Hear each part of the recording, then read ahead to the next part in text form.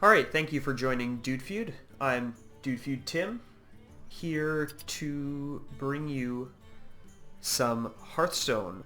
So what I'm going to be doing is talking a little bit about the deck that I have created with the help of Icy Veins, which I will go into in a bit of detail in this video, and then I will be doing streams until I hit rank 10. I believe right now I'm rank 25 or 24, so we'll call it the road to rank 10.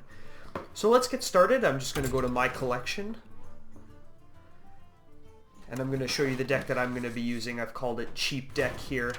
Now, I highly recommend, if you're looking to get into Hearthstone, going on Icy Veins. You can just Google it. It's a website. They have great starter deck builds. They basically will give you everything you need. If you have just the basic cards, if you haven't won any or purchased any, you can build decks from the basic cards. And they'll also give you instruction on how to build decks by crafting cards. So what I've done here is I've created a cheap deck. This deck costs about 1,500 or 1,000 to 1,500 dust to create, and I'm just going to go through each card here. So you'll notice it's a Paladin. I like to have the Paladin because I think its mid-game is really good, especially in this deck, and you can really overwhelm your opponent with minions. So in here I have one Zombie Chow. Basically this is just a nice early game card. Even though it will restore 5 health to the enemy when it dies, usually by the time it dies the enemy hasn't taken any damage yet. So not a big deal. It just helps to gain board control. One equality, this I find gets me out of tight spots a lot. It changes every minion on the board's health to 1, and this can be very useful, especially if you're facing someone whose deck ramps up really quickly. Ironbeak Owl, the reason I have this in my deck is if it comes out, you can actually silence Taunt. So the battle cry is to silence a minion. It's fairly cheap at 2 mana, and the battle cry really helps gain that board control. Shielded Minibot, these ones are great to have. Divine Shield basically means it can take 2 hits before dying, and it's a cheap cost minion. Muster for Battle, so Muster for Battle may not seem like it does a whole lot. You summon 3 1/1 Silverhand Recruits and equip a 1/4 weapon, but I'll show you later on there's some synergies with this card here. Aldor Peacekeeper, the battle cry change an enemy minion's attack to 1. Pretty self-explanatory. You get yourself into a tight spot, you can throw one of these bad boys down and change the attack of a high cost card to 1, basically negating its effects. True Silver Champion, this is, I find, really good for board control. You can take quite a bit of damage, and I usually use this to clear the board. It's got fairly high attack, and you can use it for 2 turns, and I've got 2 of them in the deck. Blessing of Kings, give a minion +4/+4. Pretty self-explanatory there. Consecration, so this synergizes really well with equality, in that, if you're in a really tight spot and you find your opponent has a lot of minions on the board and you don't have that many, you pop equality and then use Consecration, and you can deal 2 damage to all enemies, and that will totally wipe their board, so really handy there. Keeper of Uldaman, the battle cry set a minion's attack and health to 3. So you can do this either to negate the person you're facing's strong minion, set them down to a 3/3, or if you have a lot of the board control, you can actually set one of your own minions' health and defense to 3, or attack and health to 3. Murloc Knight, I feel like it's kind of a filler card. There's only 1 in here, but it does have the new Inspire. ability, and basically when you summon a 1/1 minion using your Paladin power, it will summon a random Murloc, which can work out fairly well for you.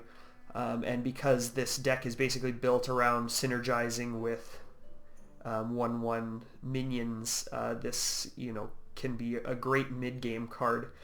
Piloted Shredder, cheap cost, you know, good attack, okay health, but the real kicker here is the Death Rattle, so it'll summon a random 2-cost minion, which really could help you out in a pinch. Frost Wolf Warlord, gain 1/1 for each other friendly minion on the battlefield. So as you can see, you know, you throw one of these Muster for Battles down, you've got 3 1/1 recruits plus you know, whatever else you had on there, and then you pop a Frost Wolf Warlord, and that can escalate really quickly, especially for 5 mana.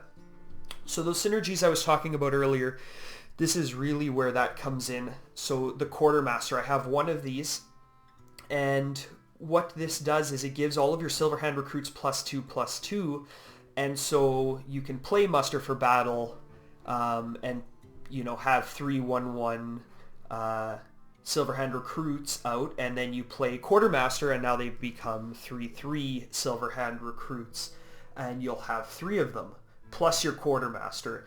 Now usually I like to save it up and play it on one turn, so I'll play my Muster for Battle, and then I'll play my Quartermaster.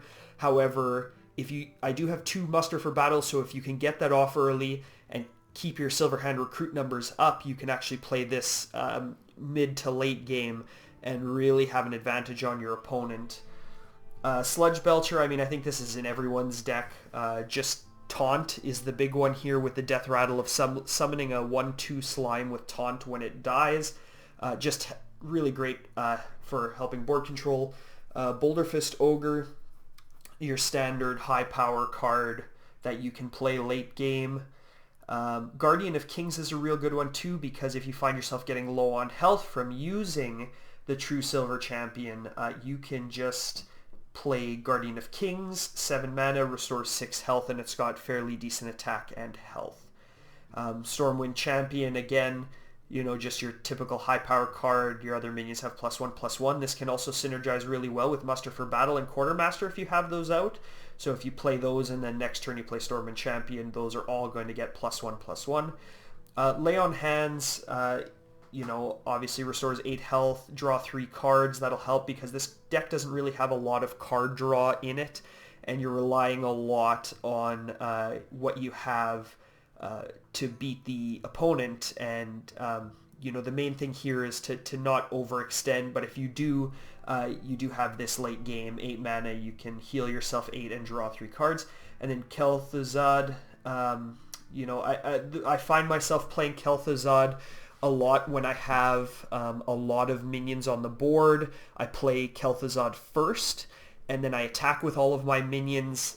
They die, and then when I end my turn, they all come back. So this really helps with that board clearing. So as you can see here, you know, the objective really is board clear and get a lot of guys on your side, even if they're smaller damage or less damage, and then overwhelm the opponent. Now again, I've mentioned before, this deck really isn't meant to take you very far. I think it's good till about level 10 or level 8, but also you don't want to overextend when you're playing. So what I mean by overextending is, you know, you have a lot of mana and you have a lot of low value cards, and then you throw them all down, and then your opponent wipes the board, and now you're left with nothing. You're basically just drawing one card at a time and playing that. You definitely don't want to overextend. So again, here's my deck. 30 cards. I'm going to be modifying it as I go along, as I get better cards, as I get more dust and start crafting. But this is the one that I hope to take with me to level 10. It's worked really well so far. I've won a lot of matches so far with this deck. And I've cleared the solo adventures quite easily with this deck. So we'll see where it takes me. If you have any comments or questions, you can always ask them in the comment section of this YouTube video. If not, I'll be posting my road to rank 10 on YouTube every so often. So thanks for listening, and we'll see you next time here on DudeFeud.